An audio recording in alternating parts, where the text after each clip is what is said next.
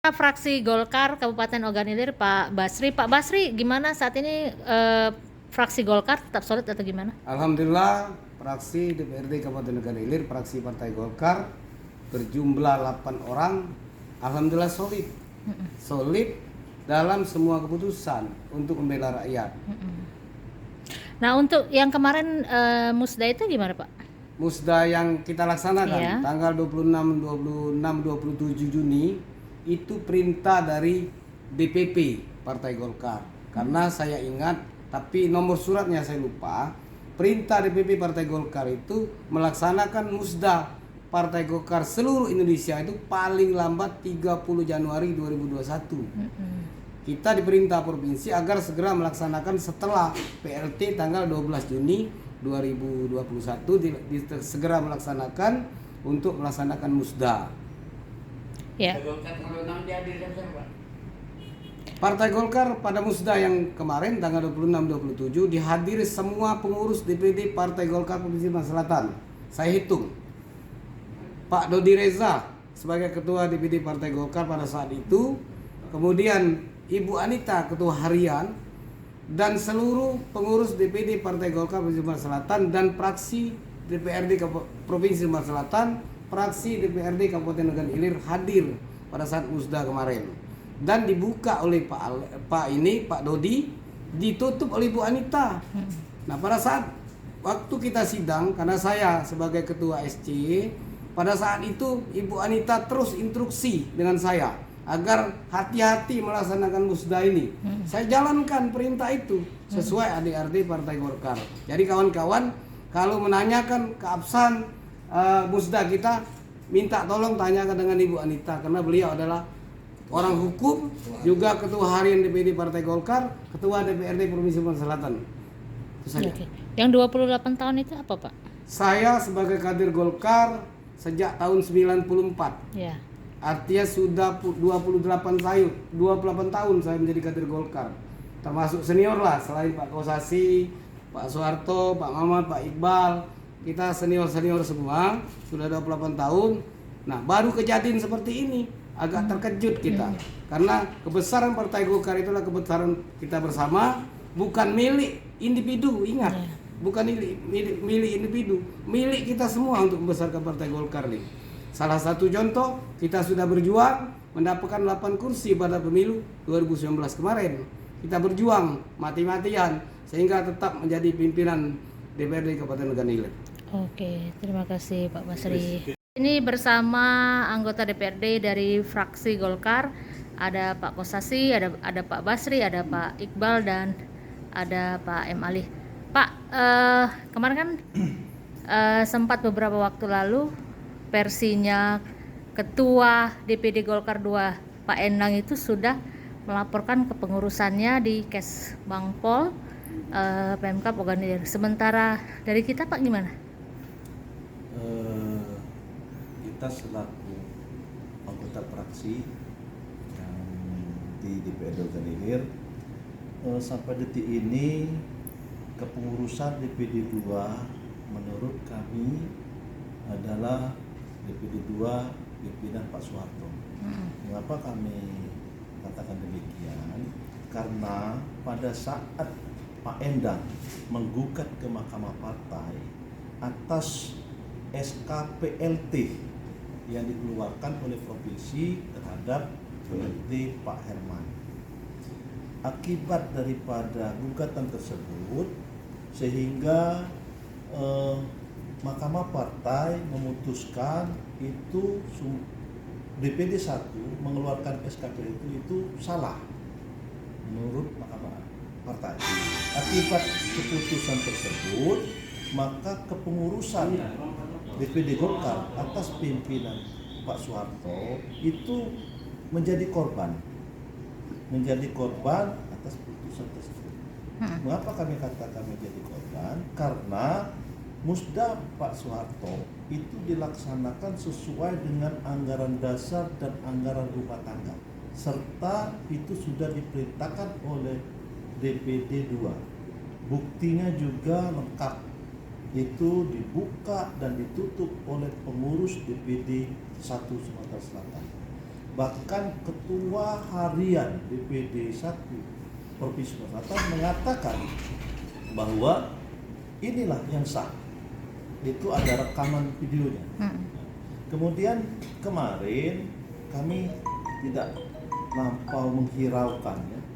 Cuman kami baca sekilas di berita karena kita selaku wakil rakyat harus selalu melihat, mendengar apapun yang terjadi ya kan dulu. Dan kami mendengar dan melihat itu ada berita Pak Endang mengantarkan SK ke Kesbangpol. Benar. Bagi kami itu tidak masalah karena posisi sekarang sampai detik ini menurut kami yang sah itu adalah DPD 2 atas pimpinan Pak Soeharto.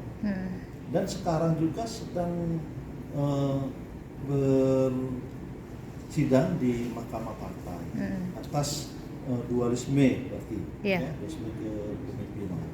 Itu. Artinya belum ada keputusan ya Pak atas dualisme itu Pak di Mahkamah belum. Partai. Belum. Belum, ya? Dibuktikan dengan hari ini kami audiensi dengan Pak Bupati setelah sembari menyerahkan berkas bukti bahwa sekarang sedang ada sidang di Mahkamah Partai. Itu kapan bisa diketahui hasilnya sidang tersebut? Oh, itu kita tidak bisa memprediksi. Itu hak sepenuhnya Mahkamah Partai. Itu kalau sudah di Mahkamah Partai bisa 1 bulan, bahkan bisa 1 tahun, dan mungkin juga bisa beberapa tahun. Melihat situasi kondisi sehingga Golkar harus tetap utuh, apalagi menjelang pileg, Ya. pilpres dan pilkada. Ya. Tentunya kami selaku kader Golkar itu tidak terlampau menghiraukan masalah ini. Yang penting kami harus berbuat bahwa Golkar tetap eksis di organisasi. Pak, ini kan artinya kita nanti juga akan mendaftarkan atau melaporkan susunan kepengurusan kita versi Pak Soeharto, Ketua DPD Golkar Kabupaten Ogan Ilir, ke Kesbangpol juga dan KPU gitu Pak? Kita sudah duluan. Oh. Begitu kita menerima SK itu sudah langsung kita laporkan. Justru yang versi Pak Endang baru kemarin kita nggak tahu ya. Oke. Karena sampai detik ini kami juga tidak tahu kalau ada musda selain dari musda kita. Ya. Pak, artinya untuk pileg di 2024 sudah ada Pak, calon-calonnya juga dilampirkan? Sudah. Kita juga sudah diperintahkan untuk menyiapkan 200% dari kuota. Itu sudah kita siapkan. Tinggal nanti di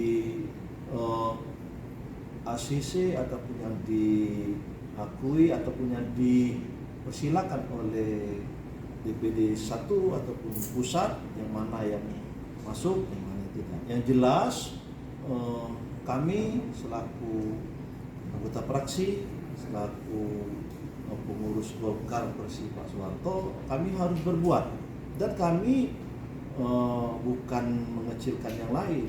Kami kader-kader Golkar yang memang loyal. Kami berjuang, terbukti kami ada yang 3 periode, ada yang 2 periode, dan insya Allah kami tetap eksis akan memperebutkan yang 3 menjadi 4 periode, yang 2 menjadi 3. Oke Pak, adanya isu soal PAW itu gimana Pak? Oh, itu PAW. Itu yang PAW itu ada aturan, Mbak. Ada aturan, ada Fraksi Golkar Kabupaten Ogan Ilir, Pak M. Iqbal. Pak, banyak masyarakat nih mau bertanya soal PDLT di partai atau dalam tubuh Golkar. Apa itu sih PDLT Pak, bisa dijelaskan? Oke, PDLT. Jadi PDLT itu merupakan singkatan dari prestasi, dedikasi, loyalitas, dan tidak tercela. Maksudnya Pak? Ya, maksudnya seorang kader Golkar ini di Golkar ya. Yeah. Seorang kader Golkar harus melaksanakan itu. Tidak boleh tidak melaksanakan itu. Dan harus berprestasi. Berprestasi dalam contoh ya kami fraksi ini prestasi. Benar. Suatu prestasi yang luar biasa. Yeah. Karena seorang kader partai itu dinyatakan berhasil begitu dia bisa duduk di legislatif. Betul. Itu prestasi. Itu ada pada kita. Banyak lagi prestasi-prestasi dan lain. Salah satu contohnya sebagai anggota DPRD. Itu prestasi. Kemudian dedikasi ya, kita harus berdedikasi, harus bisa santun, harus bisa tidak ya, harus beretika dan sebagainya. Kemudian loyalitas, ya itu wajib seorang kader harus loyal terhadap partainya, loyal terhadap pimpinannya. Ya, pimpinan kami di DPD 2 ini Pak Soeharto, hasil musda 26-27 Juni. Kami loyal. Nah, itu. Kemudian tidak tercela, alhamdulillah sampai detik ini kami fraksi Golkar utuh, tidak tercela. Dibuktikan kami tidak pernah, mohon maaf, bukan mau dipanggil-panggil ke APH, aparat hukum.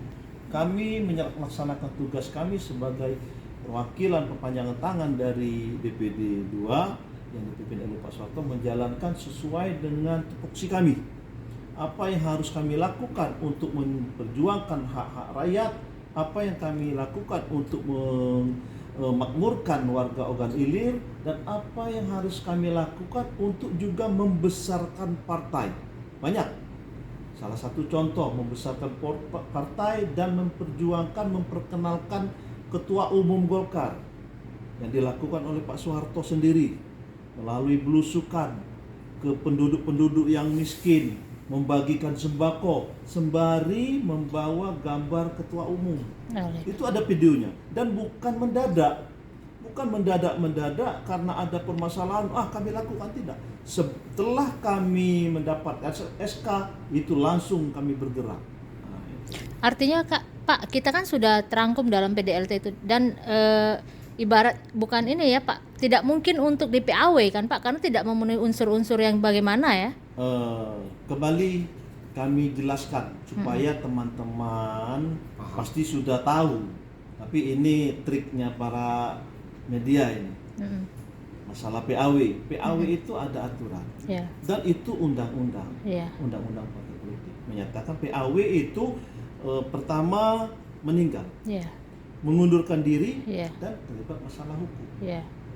Kalau kita ini apa yang meninggal, orang masih segar waras, benar, itu kan?